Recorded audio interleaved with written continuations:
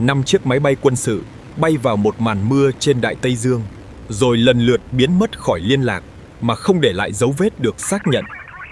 Một máy bay cứu hộ mang theo 13 người cất cánh tìm kiếm họ, nhưng chưa đầy nửa giờ sau, chính nó cũng không bao giờ trở về. Đó là Flight 19, sự kiện năm 1945 đã trở thành trái tim của huyền thoại về vùng biển được gọi là Tam Giác Quỷ Bermuda. Trong nhiều thập kỷ, người ta kể rằng tàu thuyền biến mất, máy bay mất phương hướng và la bàn quay loạn khi tiến vào vùng nước này. Một số câu chuyện nói về ánh sáng lạ, màn sương xuất hiện đột ngột và những tín hiệu vô tuyến bị cắt ngang giữa câu nói cuối cùng. Nhưng Tam Giác Bermuda không xuất hiện như một khu vực chính thức trên bản đồ hàng hải, và cũng không có đường biên được công nhận thống nhất. Nó thường được mô tả bằng 3 điểm gần Miami, Bermuda và Puerto Rico, tạo thành một vùng rộng lớn ở phía tây bắc Đại Tây Dương. Tùy từng tác giả, đường biên có thể thay đổi hàng trăm km để bao gồm thêm những vụ tai nạn phù hợp với câu chuyện của họ. Điều đó khiến Tam Giác Bermuda không chỉ là một địa điểm, mà còn là một khái niệm có thể mở rộng mỗi khi xuất hiện bí ẩn mới. Phía dưới vùng biển, tưởng như bằng phẳng là địa hình phức tạp, gồm thềm lục địa, dạn san hô, đồng bằng sâu và các rãnh đại dương. Phía trên nó là một trong những hành lang hàng hải và hàng không nhộn nhịp, kết nối Hoa Kỳ, Caribe, châu Âu và Nam Mỹ. Càng nhiều tàu và máy bay đi qua, số tai nạn tuyệt đối có thể tăng lên ngay cả khi tỷ lệ nguy hiểm không hề bất thường. Tuy nhiên, một vụ mất tích không tìm thấy xác tàu luôn tạo cảm giác bí ẩn mạnh hơn tai nạn, có nguyên nhân được xác định rõ ràng. Đại Tây Dương có thể phân hủy, phân tán hoặc chôn vùi bằng chứng trước khi đội tìm kiếm tiếp cận được vị trí xảy ra tai nạn. Dòng Gulf Stream chảy nhanh qua khu vực, có thể cuốn mảnh vỡ khỏi vị trí ban đầu và mở rộng phạm vi tìm kiếm trong thời gian ngắn. Khi bão, sóng và bóng tối cùng xuất hiện, một khu vực tìm kiếm rộng hàng nghìn km vuông có thể nhanh chóng trở nên gần như bất khả thi. Trước thời đại vệ tinh, radar hiện đại và định vị toàn cầu, thủy thủ phải dựa vào la bàn, bản đồ giấy, quan sát bầu trời và tính toán hành trình. Chỉ một sai số nhỏ về hướng hoặc tốc độ cũng có thể tích lũy, đưa tàu và máy bay cách xa vị trí mà họ tin mình đang ở. Nếu thời tiết che khuất đường chân trời, phi công trên biển dễ mất các dấu hiệu thị giác giúp nhận biết độ cao, phương hướng và trạng thái máy bay. Trong những hoàn cảnh ấy, sự nhầm lẫn của con người có thể kết hợp với thiên nhiên để tạo nên một chuỗi sai lầm không thể đảo ngược. Nhưng huyền thoại không bắt đầu ngay khi những tai nạn đầu tiên xảy ra. Nó được hình thành dần qua báo chí, sách và văn hóa đại chúng. Các tác giả tập hợp những vụ việc cách nhau hàng thập kỷ, bỏ qua khác biệt về thời tiết, kỹ thuật và vị trí để tạo thành một mô hình chung. Những chi tiết bình thường thường bị loại bỏ, trong khi câu nói bí ẩn, la bàn hỏng hoặc sự biến mất không dấu vết được nhấn mạnh nhiều lần. Qua mỗi lần kể lại, bão có thể biến thành bầu trời quang đãng, tín hiệu yếu trở thành im lặng tuyệt đối và sai số thành hiện tượng siêu nhiên. Một số con tàu được đưa vào danh sách dù chìm ngoài đường biên phổ biến. Còn những xác tàu được tìm thấy đôi khi vẫn bị gọi là mất tích. Vì vậy, muốn hiểu Tam Giác Bermuda, chúng ta phải tách từng vụ việc khỏi huyền thoại, rồi đặt nó trở lại đúng thời gian và điều kiện thực tế. Điều đó không có nghĩa mọi bí ẩn đều đã được giải quyết, bởi một số máy bay và tàu thuyền thực sự chưa từng được tìm thấy. Nhưng việc chưa tìm thấy bằng chứng không tự động chứng minh sự tồn tại của cánh cổng thời gian, người ngoài hành tinh hoặc sức mạnh chưa biết. Bí ẩn thật sự có thể nằm trong sức mạnh của đại dương, giới hạn công nghệ và cách con người biến những khoảng trống thông tin thành câu chuyện. Và để hiểu câu chuyện ấy bắt đầu thế nào, chúng ta phải quay lại buổi chiều ngày 5 tháng 12 năm 1945 tại Florida. Khi nhìn trên bản đồ, Tam Giác Bermuda thường được nối giữa Florida, quần đảo Bermuda và Puerto Rico, nhưng hình dạng ấy không có một phiên bản duy nhất. Một số bản đồ đặt đỉnh phía Tây tại Miami, trong khi những bản khác mở rộng đường biên lên phía Bắc hoặc sâu hơn xuống vùng Caribe. Không có hiệp ước quốc tế, cơ quan hàng hải hay tổ chức khoa học nào công nhận đây là một khu vực địa lý chính thức. Những con tàu đi qua vùng biển này không nhận cảnh báo rằng chúng vừa tiến vào một tam giác có hiện tượng vật lý đặc biệt. Máy bay thương mại cũng không thay đổi quy trình, chỉ vì bay qua đường biên được vẽ trong các cuốn sách bí ẩn. Trên thực tế, vùng nước thường được gọi là tam giác Bermuda, bao phủ một phần rộng lớn của Bắc Đại Tây Dương phía Tây. Diện tích thay đổi tùy theo người vẽ, khiến việc thống kê số tai nạn trong khu vực trở nên thiếu nhất quán ngay từ đầu. Nếu mở rộng tam giác đủ xa, người ta có thể đưa thêm nhiều vụ đắm tàu vào danh sách và khiến con số trở nên đáng sợ hơn. Nếu thu hẹp nó, một số trường hợp nổi tiếng lại nằm bên ngoài, buộc người kể chuyện phải thay đổi đường biên thêm lần nữa. Bản chất linh hoạt ấy cho phép huyền thoại tự thích nghi, bởi mỗi vụ việc mới có thể được đưa vào bằng một nét bút. Nhưng dù không có biên giới chính thức, đây vẫn là một vùng biển mang nhiều điều kiện tự nhiên phức tạp và khó dự đoán. Gần Florida, đáy biển bắt đầu bằng thềm lục địa tương đối nông, nơi có rạn san hô, đảo nhỏ và nhiều tuyến hàng hải đông đúc. Ra xa bờ, địa hình hạ xuống nhanh chóng, chuyển từ vùng nước nông sang những đồng bằng sâu hàng nghìn mét dưới mặt biển. Ở phía đông nam, rãnh Puerto Rico đạt độ sâu lớn nhất Đại Tây Dương, tạo nên một địa hình cực kỳ dốc và khó khảo sát. Một xác tàu chìm trong vùng nước nông có thể được phát hiện, nhưng ở độ sâu vài nghìn mét, việc tìm kiếm trở nên phức tạp hơn rất nhiều. Áp suất dưới đáy biển sâu đủ nghiền biến dạng nhiều vật thể, trong khi bóng tối hoàn toàn khiến camera chỉ nhìn thấy vùng rất nhỏ. Bùn và trầm tích có thể phủ lên mảnh vỡ, còn sườn dốc dưới nước khiến chúng tiếp tục trượt xa khỏi điểm va chạm ban đầu. Vì vậy, việc không tìm thấy xác tàu không đồng nghĩa nó đã biến mất khỏi thế giới vật chất theo một cách không thể giải thích. Trên mặt biển, Gulf Stream chảy qua El Florida rồi hướng về phía bắc với tốc độ có thể thay đổi theo vị trí và thời tiết. Dòng nước mạnh này vận chuyển nhiệt, sinh vật, vật nổi và bất kỳ mảnh vỡ nào không đủ nặng để chìm ngay lập tức. Một chiếc áo phao hoặc mảnh thân tàu có thể bị cuốn xa nhiều km trước khi lực lượng cứu hộ tới khu vực được báo cáo. Điều đó khiến điểm tìm thấy mảnh vỡ không nhất thiết là nơi tai nạn xảy ra, còn vùng tìm kiếm phải liên tục được mở rộng. Thời tiết nhiệt đới cũng có thể thay đổi nhanh, đặc biệt trong những tháng Đại Tây Dương có nhiều áp thấp và bão hình thành. Một buổi sáng trời quang không đảm bảo buổi chiều yên tĩnh, bởi các đám mây rông có thể phát triển trên biển trong thời gian ngắn. Gió giật, mưa lớn và sóng cao làm giảm tầm nhìn, gây khó khăn cho định hướng và tăng tải trọng lên tàu cùng máy bay. Những cơn giông riêng lẻ có thể nhỏ trên bản đồ, nhưng đối với một phi công đang bay thấp, chúng có thể che kín đường chân trời. Ban đêm, mặt biển gần như hòa vào bầu trời, khiến người điều khiển phương tiện mất những dấu hiệu thị giác quan trọng về độ nghiêng và độ cao. Đây cũng là nơi hàng nghìn hành trình diễn ra an toàn mỗi năm. Nhưng các chuyến đi bình thường hiếm khi trở thành sách hoặc phim tài liệu. Chỉ những tai nạn không có lời giải rõ ràng mới được giữ lại, kết nối với nhau rồi kể như bằng chứng của một sức mạnh chung. Và không vụ việc nào tạo ra sức mạnh cho huyền thoại ấy lớn hơn 5 chiếc Avenger rời Florida vào chiều tháng 12 năm 1945. Chiều ngày 5 tháng 12 năm 1945, 5 máy bay ném bom ngư lôi TBM Avenger chuẩn bị rời Fort Lauderdale cho một chuyến huấn luyện định hướng thông thường.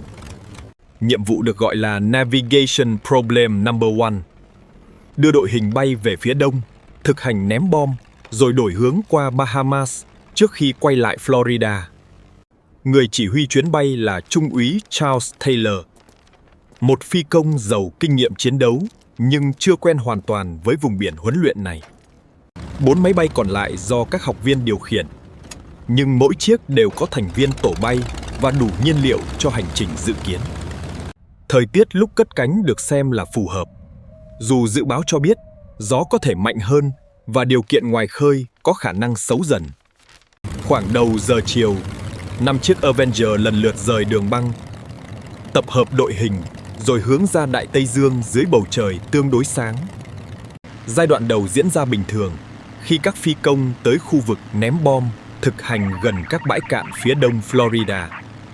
Những quả bom huấn luyện được thả xuống mục tiêu và không có dấu hiệu rõ ràng cho thấy đội hình đang gặp vấn đề nghiêm trọng. Rắc rối chỉ bắt đầu sau đó, khi các liên lạc vô tuyến cho thấy Taylor không còn chắc chắn về vị trí hiện tại của đội bay. Ông cho rằng các la bàn không hoạt động chính xác và cảnh vật bên dưới không khớp với những hòn đảo mà ông mong đợi nhìn thấy. Một số thông tin cho thấy Taylor có thể đã nhầm các đảo Bahamas với Florida Keys, khiến ông tin đội hình đang ở phía nam Florida. Nếu nhận định ấy sai, việc bay về phía bắc hoặc đông sẽ đưa cả đội hình ngày càng xa đất liền thay vì trở về căn cứ. Các trạm mặt đất cố gắng xác định vị trí bằng tín hiệu vô tuyến, nhưng liên lạc yếu, không ổn định và đôi khi bị nhiều giọng nói chồng lên. Những phi công học viên dường như có lúc tin rằng bay về phía Tây sẽ đưa họ tới Florida, nhưng mệnh lệnh cuối cùng thuộc về chỉ huy. Taylor tiếp tục thay đổi hướng khi cố gắng nhận dạng những hòn đảo phía dưới, làm quỹ đạo thực tế của đội hình ngày càng khó tái dựng.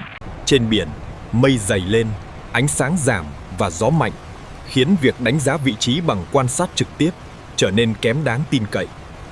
Các máy bay Avenger không được thiết kế để bay mãi trong điều kiện tìm đường bất định, bởi lượng nhiên liệu giảm sau mỗi lần đổi hướng.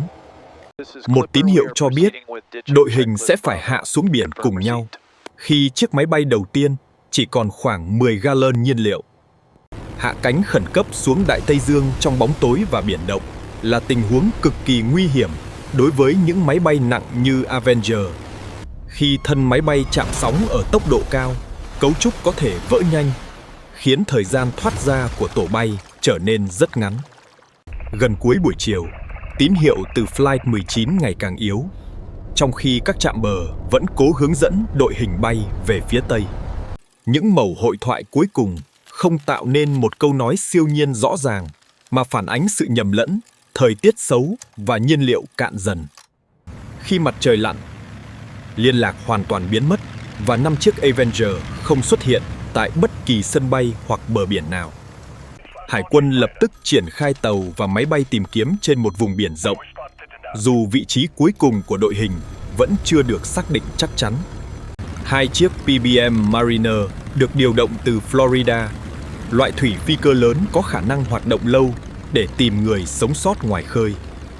Một trong 2 chiếc mang số hiệu Training 49 cất cánh cùng 13 người, nhưng chỉ khoảng 20 phút sau đã mất liên lạc. Một tàu ngoài khơi báo nhìn thấy vụ nổ trên không cùng vệt dầu tại khu vực gần đường bay của chiếc Mariner. PBM Mariner từng có nguy cơ cháy do hơi nhiên liệu, nên tai nạn của nó có thể tách biệt hoàn toàn với sự biến mất của Flight 19. Tuy nhiên, việc 6 máy bay cùng mất trong một buổi tối đã khiến sự kiện mang dáng vẻ kỳ lạ vượt xa một tai nạn huấn luyện thông thường. Cuộc tìm kiếm quy mô lớn bắt đầu ngay sau đó, nhưng Đại Tây Dương không trả lại một mảnh vỡ nào được xác nhận từ 5 chiếc Avenger. Trong nhiều ngày sau khi Flight 19 biến mất, tàu chiến, máy bay và lực lượng tuần duyên rà soát một vùng biển rộng nhưng không tìm thấy mảnh vỡ được xác nhận. Không có vị trí cuối cùng đáng tin cậy. Mỗi hướng gió và dòng chảy mới lại buộc phạm vi tìm kiếm phải mở rộng thêm hàng trăm km. Một chiếc Avenger chìm xuống vùng nước sâu có thể vỡ thành nhiều phần, trong khi Gulfstream nhanh chóng phân tán mọi vật nổi còn lại. Việc không tìm thấy xác máy bay khiến Flight 19 trở thành bí ẩn, nhưng nguyên nhân có thể vẫn nằm trong sai hướng, thời tiết và nhiên liệu cạn. Cuộc điều tra ban đầu từng quy trách nhiệm cho người chỉ huy, nhưng kết luận sau đó được thay đổi thành nguyên nhân chưa xác định. Sự thay đổi này thường được kể như bằng chứng của hiện tượng lạ, dù nó cũng phản ánh việc thiếu dữ liệu để xác định chắc chắn trách nhiệm. Flight 19 không phải vụ mất tích lớn đầu tiên trong khu vực, bởi gần 3 thập kỷ trước, một tàu hải quân khổng lồ cũng biến mất. USS Cyclops là tàu tiếp liệu dài hơn 160 mét, được sử dụng để vận chuyển than và hàng hóa cho Hải quân Hoa Kỳ. Tháng 3 năm 1918, con tàu rời Barbados hướng tới Baltimore, mang theo hơn 300 người và một lượng lớn quặng mangan. Cyclops không gửi tín hiệu cấp cứu, không báo cáo bị tấn công và không đến điểm tiếp theo như lịch trình dự kiến. Không một mảnh vỡ được xác nhận, không xuồng cứu sinh và không dấu vết rõ ràng nào được tìm thấy sau chiến dịch tìm kiếm. Đây vẫn là một trong những tổn thất nhân mạng lớn nhất của Hải quân Hoa Kỳ trong một sự kiện không liên quan trực tiếp đến chiến đấu. Vì xảy ra trong Thế chiến thứ nhất, giả thuyết ban đầu cho rằng tàu có thể bị tàu ngầm Đức đánh chìm giữa Đại Tây Dương. Nhưng hồ sơ của Đức không ghi nhận cuộc tấn công phù hợp, và không có tín hiệu nào từ Cyclops cho thấy nó gặp kẻ thù.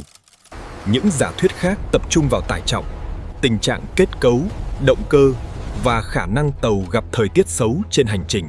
Quặng mangan có mật độ cao, và nếu phân bố tải trọng không phù hợp, nó có thể làm tăng ứng suất lên thân tàu trong biển động. Cyclops cũng được cho là từng gặp vấn đề kỹ thuật, khiến khả năng phản ứng của nó trước sóng lớn hoặc hư hỏng đột ngột bị hạn chế. Một tàu dài và nặng có thể chìm nhanh nếu thân bị nứt hoặc hàng hóa dịch chuyển, đôi khi không đủ thời gian phát tín hiệu cấp cứu.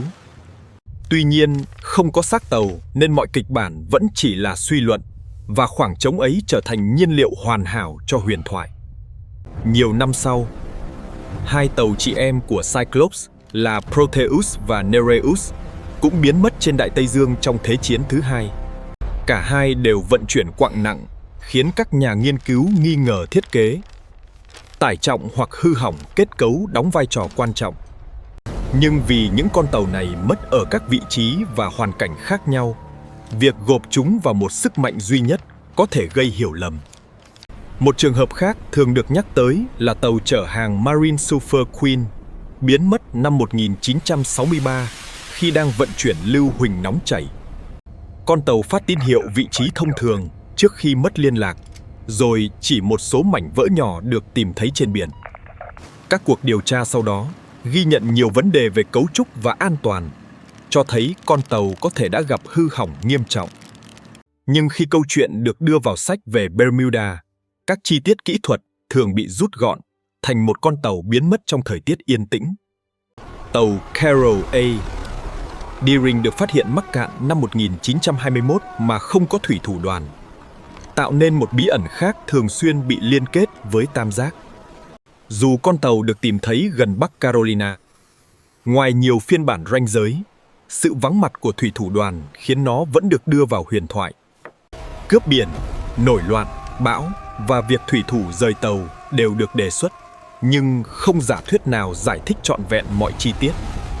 Mỗi con tàu có một lịch sử riêng, nhưng khi được đặt cạnh nhau, chúng tạo cảm giác rằng Đại Tây Dương đang lặp lại cùng một bí ẩn. Khi tách khỏi những câu chuyện riêng lẻ, vùng biển Bermuda hiện ra như một hệ thống tự nhiên năng động, nơi nhiều yếu tố có thể thay đổi chỉ trong vài giờ. Đại Tây Dương nhiệt đới nhận lượng lớn năng lượng từ mặt trời, tạo điều kiện cho không khí ẩm bốc lên và hình thành những đám mây dông cao. Một đám mây nhỏ trên đường chân trời có thể phát triển thành cơn dông mạnh, mang theo mưa dày, gió giật và sét trên phạm vi hẹp. Đối với tàu hoặc máy bay ở gần, phạm vi hẹp ấy vẫn đủ để che khuất đường chân trời và làm điều kiện điều khiển thay đổi đột ngột. Những cơn dông nhiệt đới thường không kéo dài như bão lớn, nhưng cường độ tăng nhanh, khiến người điều khiển phương tiện khó chuẩn bị kịp thời. Gió giật có thể đổi hướng liên tục, tạo ra nhiễu động mạnh gần mây và khiến máy bay nhỏ mất độ cao trong vài giây. Trên mặt biển, cùng luồng gió ấy đẩy sóng lên cao, làm bong tàu trơn trượt và gia tăng tải trọng lên thân cùng các mối nối. Khi nhiều hệ thống thời tiết gặp nhau, sóng có thể truyền từ các hướng khác nhau, tạo mặt biển hỗn loạn thay vì những hàng sóng đều. Một con tàu chịu sóng từ bên hông dễ lắc mạnh, khiến hàng hóa dịch chuyển và làm trọng tâm thay đổi ngoài dự tính ban đầu. Nếu khoang hàng bị ngập hoặc hàng nặng trượt về một phía, con tàu có thể nghiêng nhanh đến mức thủy thủ không kịp phát tín hiệu. Bão nhiệt đới và cuồng phong cũng thường đi qua phía tây Đại Tây Dương, đặc biệt trong những tháng cuối mùa hè và đầu mùa thu. Trước thời đại vệ tinh, vị trí và cường độ bão trên đại dương khó được theo dõi liên tục như hệ thống dự báo ngày nay. Một con tàu có thể rời cảng trong điều kiện tốt, nhưng vài ngày sau lại gặp bão đã thay đổi hướng hoặc mạnh lên ngoài dự đoán. Ngay cả khi tâm bão ở xa, trường sóng của nó vẫn có thể lan hàng trăm km và ảnh hưởng đến vùng trời tưởng như yên tĩnh. Những con sóng truyền xa này kết hợp với gió địa phương có thể tạo ra đỉnh sóng cao hơn đáng kể so với mức trung bình xung quanh. Khái niệm sóng độc thường được nhắc tới, mô tả một con sóng đơn lẻ lớn bất thường xuất hiện giữa vùng biển có sóng thấp hơn. Khoa học hiện đại xác nhận sóng lớn bất thường có thể tồn tại, nhưng chúng không chỉ xuất hiện trong tam giác Bermuda. Chúng hình thành khi nhiều hệ sóng giao thoa, dòng chảy đối nghịch hoặc năng lượng tập trung trong thời gian và không gian ngắn. Một con sóng như vậy có thể gây hư hỏng nghiêm trọng cho tàu, đặc biệt nếu phương tiện đã cũ, quá tải hoặc có kết cấu suy yếu. Tuy nhiên, việc gán mọi vụ mất tích không có nhân chứng cho sóng độc cũng thiếu thận trọng, như việc đổ lỗi cho hiện tượng siêu nhiên. Gulfstream bổ sung một lớp phức tạp khác, bởi dòng nước mạnh này di chuyển liên tục dọc bờ đông Florida rồi hướng ra Bắc Đại Tây Dương. Khi gió thổi ngược chiều dòng chảy, mặt biển có thể trở nên dốc và hỗn loạn hơn, khiến sóng ngắn nhưng mạnh xuất hiện nhanh chóng. Dòng Gulfstream còn làm các mảnh vỡ trôi xa, khiến đội cứu hộ dễ tìm kiếm ở nơi tai nạn từng xảy ra nhưng không còn bằng chứng. Những vật nổi có thể tản theo nhiều hướng do gió, sóng và dòng phụ, trong khi phần nặng chìm xuống đáy biển rất sâu. Địa hình đáy biển thay đổi đột ngột từ vùng nông Bahamas tới các khu vực sâu hàng nghìn mét, làm công tác tìm kiếm càng khó khăn. Sonar chỉ quét được phạm vi giới hạn, còn sườn dốc, khe sâu và bùn mềm có thể che giấu mảnh vỡ trong thời gian rất dài. Một xác tàu nằm trên đáy phẳng có thể được nhận biết rõ, nhưng nếu trượt xuống sườn dốc, nó có thể vỡ và phân tán rộng hơn. Nước mặn, sinh vật biển và ăn mòn tiếp tục làm thay đổi vật liệu, khiến bằng chứng ngày càng khó nhận dạng sau nhiều thập kỷ. Những yếu tố này không tạo ra một vùng biển bị nguyền rủa, nhưng chúng tạo nên môi trường có thể xóa dấu vết tai nạn rất hiệu quả. Và khi bằng chứng biến mất, thứ còn lại thường không phải câu trả lời, mà là khoảng trống để các giả thuyết khác bước vào. Trong nhiều câu chuyện về tam giác Bermuda, chiếc la bàn thường là vật đầu tiên phản ứng, với kim đổi hướng hoặc quay bất thường trước khi phương tiện mất tích. Nhưng la bàn từ không chỉ về cực Bắc địa lý, nó định hướng theo cực Bắc từ, một điểm luôn thay đổi theo thời gian. Khoảng chênh giữa hướng Bắc thật và hướng Bắc từ được gọi là độ lệch từ, và giá trị này khác nhau tùy vị trí trên trái đất. Nếu người điều khiển không hiệu chỉnh độ lệch phù hợp, một sai số nhỏ có thể tích lũy thành khoảng cách lớn sau nhiều giờ di chuyển. Đây không phải hiện tượng riêng của Bermuda, mà là vấn đề cơ bản của hàng hải và hàng không trước khi định vị vệ tinh trở nên phổ biến. Bản đồ hàng hải thường ghi thông tin giúp thủy thủ chuyển đổi giữa hướng từ và hướng thật, nhưng dữ liệu ấy cũng cần được cập nhật. Một đường từng được gọi là Agonic Line đi qua những nơi mà hướng Bắc từ và Bắc thật gần như trùng nhau tại thời điểm nhất định. Do từ trường trái đất thay đổi chậm, vị trí của đường này cũng dịch chuyển, khiến những mô tả cũ nhanh chóng trở nên lỗi thời. Một số tác giả từng tuyên bố tam giác Bermuda là nơi duy nhất la bàn chỉ Bắc thật, nhưng điều đó không chính xác và không ổn định.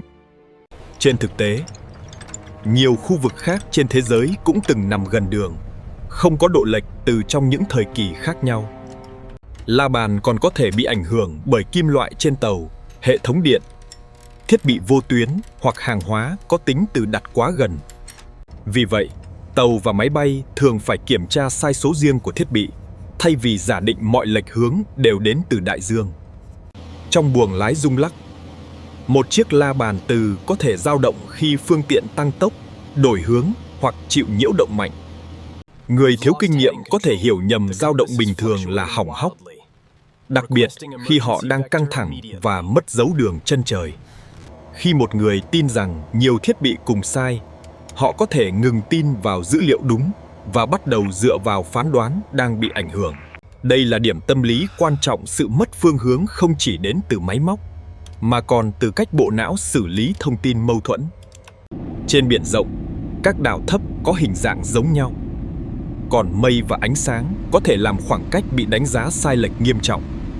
Một phi công tin mình đang ở phía nam Florida có thể diễn giải mọi hòn đảo nhìn thấy như bằng chứng xác nhận niềm tin ban đầu. Hiện tượng ấy được gọi là thiên kiến xác nhận, khi con người ưu tiên những chi tiết phù hợp với giả định và bỏ qua dấu hiệu ngược lại. Khi thời tiết xấu dần và nhiên liệu giảm, áp lực thời gian khiến việc xem xét lại giả định ban đầu trở nên khó khăn hơn. Một giả thuyết khác cho rằng vùng Bermuda chứa bất thường từ tính đủ mạnh để vô hiệu hóa la bàn và thiết bị điện tử trên diện rộng. Tuy nhiên, các khảo sát từ trường không cho thấy một vùng dị thường ổn định có khả năng giải thích hàng loạt vụ mất tích được kể lại. Những biến đổi nhỏ của từ trường địa phương là hiện tượng tự nhiên có thể đo được ở nhiều nơi, nhưng chúng không tạo ra cánh cổng vô hình. Tương tự, lỗi điện, nhiễu vô tuyến và hỏng thiết bị đều có thể xảy ra, nhưng phải được đánh giá riêng trong từng phương tiện và hoàn cảnh.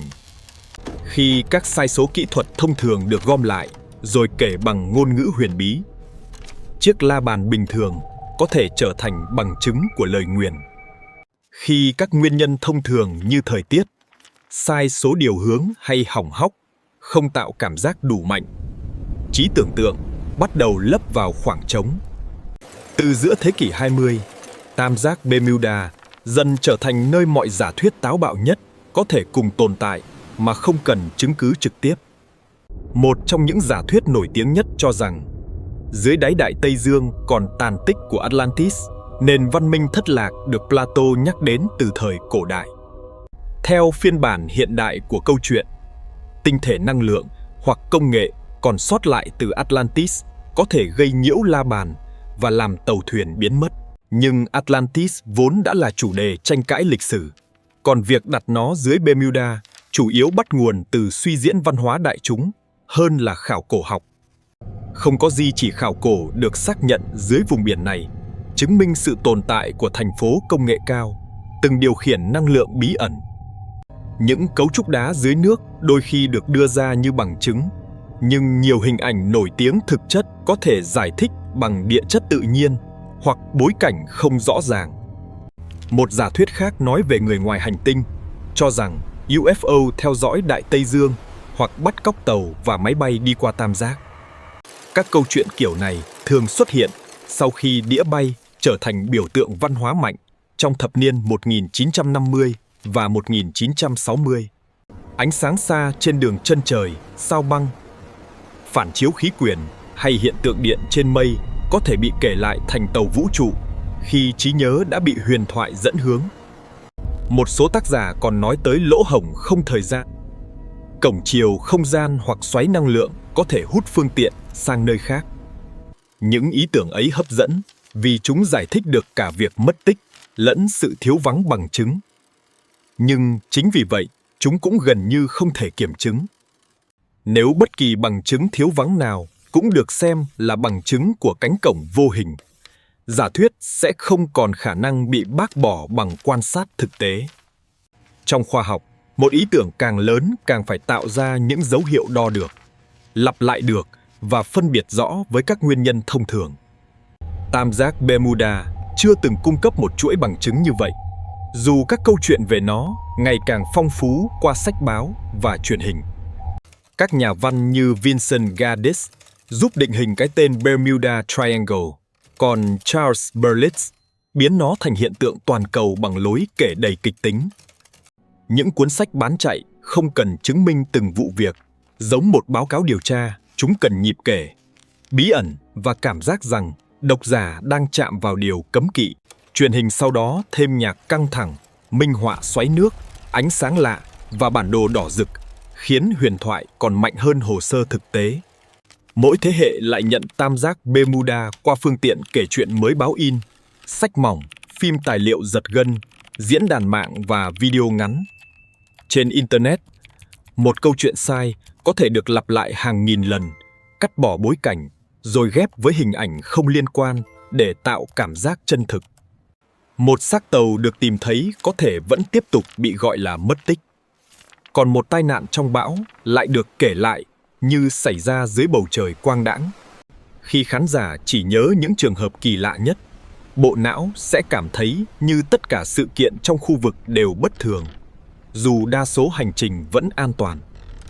Đó là sức mạnh của thiên kiến chọn lọc và lặp lại điều hiếm gặp, nhưng ấn tượng sẽ lớn dần trong trí nhớ tập thể, hơn hẳn điều phổ biến nhưng bình thường. Tam giác Bermuda vì thế không chỉ là một vùng biển, mà còn là một cỗ máy kể chuyện nơi truyền thông, trí tưởng tượng và nỗi sợ khuếch đại lẫn nhau. Và để biết huyền thoại đã bóp méo thực tế đến mức nào, chúng ta phải quay lại từng vụ việc nổi tiếng, rồi so sánh câu chuyện với hồ sơ thật sự. Khi các hồ sơ được mở lại, nhiều vụ mất tích nổi tiếng không còn giống những câu chuyện hoàn hảo từng xuất hiện trong sách và chương trình truyền hình. Một số trường hợp xảy ra trong thời tiết xấu. Dù các phiên bản phổ biến thường mô tả bầu trời quang đãng và mặt biển hoàn toàn yên tĩnh, những vụ khác có tín hiệu kỹ thuật bất thường, lịch sử bảo dưỡng kém hoặc tải trọng đáng lo ngại, nhưng các chi tiết ấy hiếm khi được nhắc tới. Với Flight 19, điều bí ẩn lớn nhất không phải la bàn quay điên loạn, mà là vị trí đội hình không được xác định chắc chắn trước khi nhiên liệu cạn. Các đoạn vô tuyến cho thấy sự nhầm lẫn kéo dài, thay đổi hướng và bất đồng về vị trí, chứ không có bằng chứng rõ ràng về một lực lượng vô hình. Việc không tìm thấy 5 chiếc Avenger vẫn là khoảng trống quan trọng, nhưng đáy biển sâu và phạm vi tìm kiếm rộng khiến điều đó không bất thường tuyệt đối. Với chiếc PBM Mariner, báo cáo về một vụ nổ gần đường bay cung cấp khả năng tai nạn riêng biệt, không nhất thiết liên quan tới Flight 19. Khi hai sự kiện được gộp thành 6 máy bay biến mất cùng lúc, câu chuyện trở nên mạnh hơn nhưng cũng làm mất khác biệt giữa từng vụ. USS Cyclops cũng thường được kể như một con tàu hoàn hảo biến mất trong biển êm mà không có bất kỳ dấu hiệu cảnh báo nào. Nhưng hồ sơ cho thấy tàu chở hàng nặng từng gặp vấn đề kỹ thuật và có thể phải đối mặt với điều kiện biển phức tạp trên hành trình. Không có xác tàu khiến nguyên nhân chưa thể kết luận, nhưng chưa xác định không đồng nghĩa mọi giả thuyết đều có giá trị ngang nhau. Những nguyên nhân phù hợp với kết cấu, tải trọng và thời tiết vẫn cần được ưu tiên hơn các ý tưởng không để lại dấu vết đo được. Marine Sulphur Queen là ví dụ rõ hơn về cách chi tiết kỹ thuật có thể biến mất khi một tai nạn được chuyển thành truyền thuyết. Tàu từng có nhiều vấn đề liên quan tới kết cấu và việc vận chuyển lưu huỳnh nóng, làm tăng khả năng xảy ra cháy hoặc hư hỏng nghiêm trọng. Một số mảnh vỡ đã được thu hồi, nên mô tả rằng con tàu biến mất hoàn toàn không dấu vết là cách kể không chính xác. Tuy vậy, việc không tìm thấy phần thân chính vẫn khiến nguyên nhân cuối cùng chưa thể được chứng minh một cách tuyệt đối. Carol A. Deering lại khác, bởi chính con tàu được tìm thấy nguyên vẹn tương đối, trong khi thủy thủ đoàn và xuồng cứu sinh biến mất. Đây là bí ẩn về hành vi của con người, thời tiết hoặc sự cố trên biển, chứ không phải trường hợp phương tiện tan biến khỏi vật chất. Một số vụ thường được đưa vào danh sách tam giác Bermuda, thậm chí xảy ra ngoài đường biên phổ biến, hoặc đã có lời giải tương đối rõ. Khi những trường hợp không phù hợp bị loại bỏ, số vụ còn lại không tạo thành một mẫu hình duy nhất về thời gian, phương tiện hay nguyên nhân. Tàu lớn, thuyền nhỏ, máy bay quân sự và máy bay dân dụng gặp tai nạn trong những điều kiện hoàn toàn khác nhau qua nhiều thập kỷ. Điểm chung mạnh nhất giữa chúng không phải một hiện tượng vật lý, mà là việc bằng chứng thiếu hụt và câu chuyện được lặp lại nhiều lần. Điều tra nghiêm túc không yêu cầu mọi bí ẩn phải biến mất. Nó chỉ yêu cầu phân biệt điều chưa biết với điều bị kể sai. Sau khi loại bỏ chi tiết phóng đại, một số vụ vẫn chưa có lời giải, nhưng chúng trở thành tai nạn hàng hải và hàng không thực tế hơn. Và phần cuối cùng của câu chuyện không nằm ở việc chứng minh tam giác Bermuda vô hại, mà ở việc hiểu biển luôn có thể giữ lại bí mật. Sau khi những chi tiết phóng đại bị loại bỏ, tam giác Bermuda không biến mất hoàn toàn, nó chỉ trở lại đúng bản chất của một vùng biển rộng lớn. Nơi đây vẫn có bão, dòng chảy mạnh, đáy biển sâu, giao thông đông đúc và những giới hạn kỹ thuật từng khiến công tác tìm kiếm gần như bất khả thi. Một số vụ mất tích có thể đã bắt đầu bằng sai số rất nhỏ, rồi phát triển thành thảm họa khi thời tiết, nhiên liệu và quyết định cùng chống lại con người. Những vụ khác có thể liên quan đến hư hỏng kết cấu, tải trọng, cháy, sóng lớn hoặc nhiều yếu tố xảy ra gần như cùng lúc. Nhưng khi xác tàu chưa được tìm thấy, nguyên nhân cuối cùng vẫn nằm dưới lớp nước sâu và không thể được khẳng định chỉ bằng suy đoán. Đại dương bao phủ phần lớn hành tinh, nhưng nhiều khu vực đáy biển vẫn chưa được khảo sát với độ chi tiết đủ để phát hiện mảnh vỡ nhỏ. Một máy bay chìm ở độ sâu vài nghìn mét có thể nằm ngoài phạm vi của hàng chục cuộc tìm kiếm, dù vị trí ước tính chỉ sai một khoảng ngắn. Tìm kiếm dưới nước không giống tìm kiếm trên đất liền, bởi sonar, dòng chảy và địa hình chỉ cho phép quan sát từng dải hẹp. Chi phí khảo sát tăng nhanh theo độ sâu, diện tích và thời gian, khiến nhiều chiến dịch phải kết thúc trước khi toàn bộ đáy biển được kiểm tra. Công nghệ mới có thể một ngày tìm thấy một số xác tàu mất tích, như nhiều bí ẩn hàng hải khác từng được giải quyết sau hàng thập kỷ. Nhưng mỗi phát hiện thường không tạo ra lời giải siêu nhiên. Nó cho thấy tàu đã chìm bởi những cơ chế vật lý quen thuộc nhưng khó quan sát. Điều đáng chú ý nhất về tam giác Bermuda có lẽ không phải số phương tiện biến mất, mà là sức sống phi thường của huyền thoại quanh chúng.